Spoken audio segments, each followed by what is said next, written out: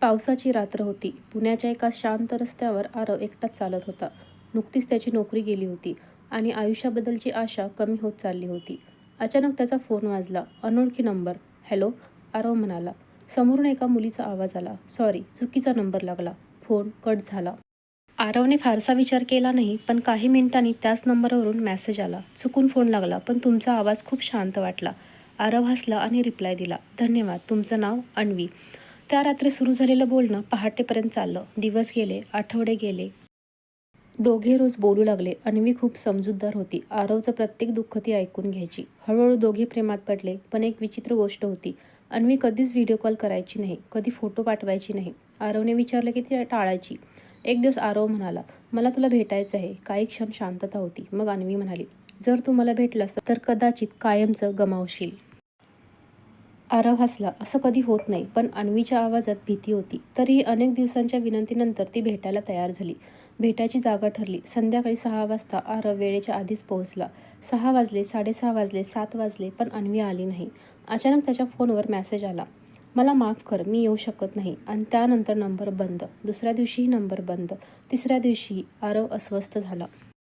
ज्या मुलीवर तो मनापासून प्रेम करू लागला होता ती अचानक गायब झाली होती. एक आठवडा गेला. मग एका रात्री पुन्हा मेसेज आला. जर माझ्यावर खरंच प्रेम असेल तर उद्या सकाळी जुन्या तलावाजवळ ये. आरव लगेच तयार झाला. सकाळी तो तलावाजवळ पोहोचला. तिथे एक लहानसा बॉक्स ठेवलेला होता. त्यावर त्याचं नाव लिहिलेलं होतं. बॉक्स उघडल्यावर त्यात एक फोटो होता. फोटोत एक सुंदर मुलगी हसत होती. मागे लिहिलं होतं, ही मी आहे. आरव आनंदी झाला. पण फोटोच्या दुसऱ्या बाजूला लिहिलेली ओळ पाहून त्याचा श्वास अडकला.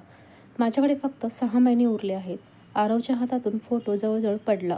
अन्वी नेमकं काय लपवत होती? ती कोणत्या संकटात होती? आणि ती स्वतःला त्याच्यापासून का दूर ठेवत होती? आरवला अजून माहीत नव्हतं. यापुढील काही दिवसात त्यांच्या आयुष्यात असं सत्य समोर येणार होतं ज्याच्यामुळे त्याचं संपूर्ण आयुष्य बदलून जाणार होतं. फोटोच्या मागे लिहिलेलं होतं, माझ्याकडे फक्त 6 महिने उरले आहेत. आरवच्या डोळ्यासमोर अंधार पसरला. त्याने लगेच अन्वीला कॉल केला. फोन बंद. मेसेज पाठवला. उत्तर नाही. 2 दिवसांनी अन्वीचा मेसेज आला. माझा शोध घेऊ नकोस. आरवने उत्तर दिलं. मी तुझ्यावर प्रेम करतो. काहीही झालं तरी तुझी साथ सोडणार नाही. काही मिनिटांनी उत्तर आलं. म्हणूनच मला तुझ्यापासून दूर जायचं आहे. पण आरव हार मानणाऱ्यांपैकी नव्हता. फोटोच्या मागे असलेल्या स्टुडिओचं नाव त्याने शोधलं. अनेक चौकशीनंतर त्याला समजलं की फोटो कोल्हापूरमधील एका स्टुडिओमध्ये काढला होता. तो लगेच कोल्हापूरला गेला. तिथे स्टुडिओच्या मालकाने फोटो पाहिला आणि तो काही क्षण शांत राहिला. मग म्हणाला, ही मुलगी 2 वर्षापूर्वी इथे आली होती. तिच्यासोबत तिचे वडील होते. ती खूप आजारी दिसत होती. आरवचं हृदय धडधडू लागलं. बराच शोध घेतल्यानंतर त्याला अन्वीचा पत्ता मिळाला. तो तिच्या घरी पोहोचला. दार उघडलं. समोर अन्वी उभी होती. पहिल्यांदाच ती फोटोपेक्षाही सुंदर होती. पण तिच्या डोळ्यात वेदना होत्या. तू इथे का आलास? ती रागाने म्हणाली. आरवच्या डोळ्यात पाणी आलं. कारण मी तुझ्यावर प्रेम करतो. अन्वी काही क्षण शांत राहिली. मग ती रडू लागली. तिने सत्य सांगितलं. तिला दुर्मिळ हृदयविकार होता. डॉक्टरांनी सांगितलं होतं की तिच्याकडे फार कमी वेळ आहे. म्हणूनच ती कोणावरही प्रेम करायला घाबरत होती. तिला कोणाचं आयुष्य उद्ध्वस्त करायचं नव्हतं. पण प्रेमाला तर्क नसतो. त्या दिवसानंतर दोघांनी एकत्र वेळ घालवायला सुरुवात केली. प्रत्येक सूर्योदय, प्रत्येक सूर्यास्त, प्रत्येक छोटासा क्षण ते जगू लागले. आरवने तिला तिची स्वप्न पूर्ण करायला मदत केली. त्यांनी समुद्र पाहिला, डोंगर चढले, अनेक आठवणी तयार केल्या. 6 महिने कधी संपले कळलंच नाही. पण एक दिवस अचानक अन्वीची तब्येत खूप बिघडली. तिला तातडीने हॉस्पिटलमध्ये दाखल करण्यात आलं. डॉक्टर म्हणाले, हृदय प्रत्यारोपणाशिवाय तिचा जीव वाचणं कठीण आहे. पण योग्य दाता मिळत नव्हता. दिवस जात होते. अन्वीची प्रकृती खालावत होती. एका रात्री ती आरवचा हात धरून म्हणाली, जर मी नसले तर पुढे जग. आरवच्या डोळ्यातून अश्रू वाहू लागले. असं पुन्हा कधी बोलू नकोस. अन्वी हलकसं हसली.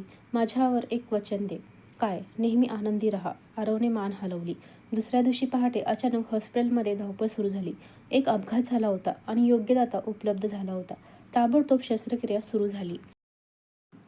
आरव बाहेर बसून प्रार्थना करत होता.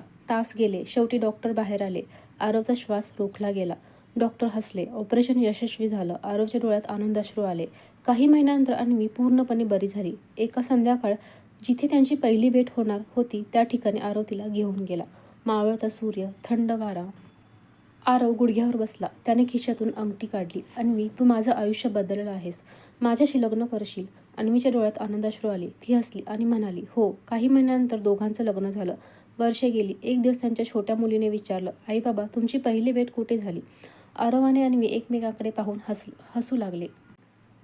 कारण खरं तर त्यांची प्रेमकथा एका चुकीच्या फोन कॉलपासून सुरू झाली होती आणि त्या चुकीच्या कॉलने त्यांना आयुष्यभरासाठी एकमेकांचं केलं होतं. तर अशाच नवीन स्टोरी कथा ऐकण्यासाठी चॅनलला सबस्क्राईब करा, शेअर करा आणि लाईक करा.